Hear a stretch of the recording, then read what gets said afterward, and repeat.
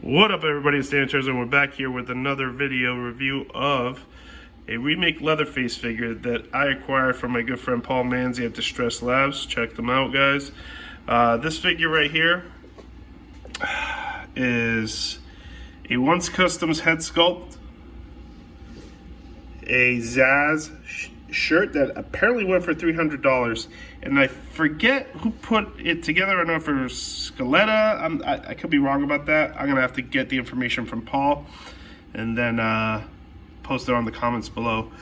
But this is the remake Leatherface from the 2003 movie, and once again, as everybody knows with the remakes, not a lot of love goes towards those movies. I guess they're just not appreciated. Everybody loves the originals, but what I say is if you love the originals, go back and rewatch the originals. I would always like a new take on my horror characters. But I'm going to zoom in into the head sculpt.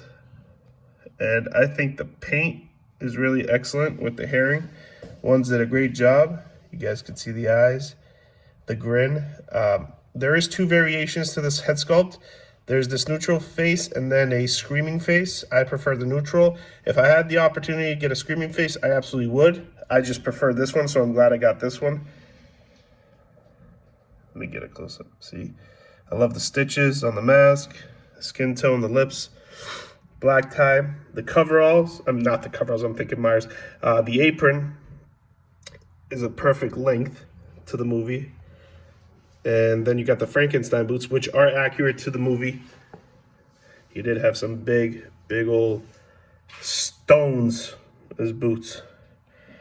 The wrist guards, the bloody hand, the sledgehammer. I do gotta say, there's also another sculpt. There's the Kemper Sculpt, where Leatherface took Kemper's face off and used it as a mask. That I gotta get from ones. That is an absolute necessity for the display I got here, because I'm going to back up. And this is how I got him displayed. You might have seen pictures of this diorama I made on Instagram at Robin Hood Figures. You can follow us there. Shameless plug. But I made this diorama, real wood. The laser plaque is done by Paul Manzi at Distress Lab, but the wood is all done by me. It's got real screws. It's nice and painted, stained. It's got the archway. We have limbs hanging on the chain. I wish you could get it close up because it's grimy. You got the buckets full of severed skulls and whatnot. You got a custom wooden table. This leg here is an accessory that I got from Jordan Mercer.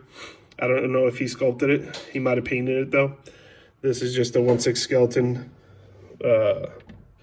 skull that I customized. I painted, and I actually, if you can see, there's a shit ton of blood in there, which I then solidified, and I just like the look.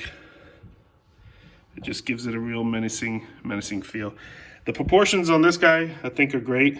Actually, I should not be moving the camera straight up like that because then it'll go into a single view. So I'll put it right here back, sorry. He's got the pot belly, but he's also got essentially the bitch tits, should I say. When I got him, he had a really big pot belly, and I had to reproportionize him. So I took a little bit of the belly down to make it more movie accurate, give him more bitch tits, and I give him a hunchback. And this is the final product, and I'm happy. And this is just a 1/6 accessory and Predator skull that you can get on eBay for any Leatherface diorama, same as the buckets. You guys can literally just customize this on your own. And this dio is so easy to make, guys. I mean, I should do a video on how to make dios. This dio here was pretty 1-2 step. It's a basic dio. It looks complex, but it's really not. I should do a video. Not to knock anybody who does dios. Dios are complex and all that, but just the way I made it, it was easy. If I could do it, anybody could do it. Specific to this dio, but there's some people like Paul at Distress Labs that make some insane dios. Once Customs make amazing dios, and it really does give more to the figure.